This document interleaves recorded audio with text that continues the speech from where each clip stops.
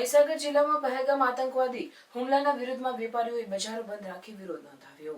મહીસાગર જિલ્લામાં જમ્મુ કાશ્મીરના પહેલગામમાં થયેલા આતંકવાદી હુમલાના વિરોધમાં વેપારીઓએ બજારો બંધ રાખી વિરોધ નોંધાવ્યો હતો। કડાણા અને ખાનપુર તાલુકાના વેપારીઓએ પણ આ બંધને સમર્થન આપ્યું હતું। આ હુમલામાં નિર્દોષ પર્યટકો પર ગોળીબાર કરવામાં આવ્યો હતો, જેના કારણે સમગ્ર રાજ્યમાં આક્રોશ ફાટી નીકળ્યો છે। મહીસાગર જિલ્લામાં વેપારીઓએ સ્વૈચ્છિક રીતે પોતાના ધંધા અને રોજગાર બંધ રાખી વિરોધ સમાજના દર્શાવ્યો। આ બંધમાં હિન્દુ અને મુસ્લિમ બંને સમાજના વેપારીઓ ભાગ લીધો, જે સાંપ્રદાયિક એકતા અને શાંતિની દિશામાં મહત્વપૂર્ણ સંદેશ આપે છે। આ ઘટનાને પગલે સ્થાનિક પોલીસ તંત્રને એલર્ટ કરવામાં આવ્યું છે અને સુરક્ષા વધારવામાં આવી છે। આ આતંકવાદી હુમલાની ઘટનાને પગલે રાજ્યભરમાં અનેક સ્થળોએ વેપારીઓ અને નાગરિકો દ્વારા વિરોધ પ્રદર્શન કરવામાં આવ્યા છે।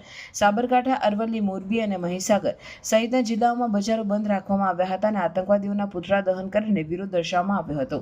લોકોએ આતંકવાદીઓ સામે કડક પગલાં લેવા અને નિર્દોષ લોકોના મોતને લઈને ન્યાયની માંગ કરી છે।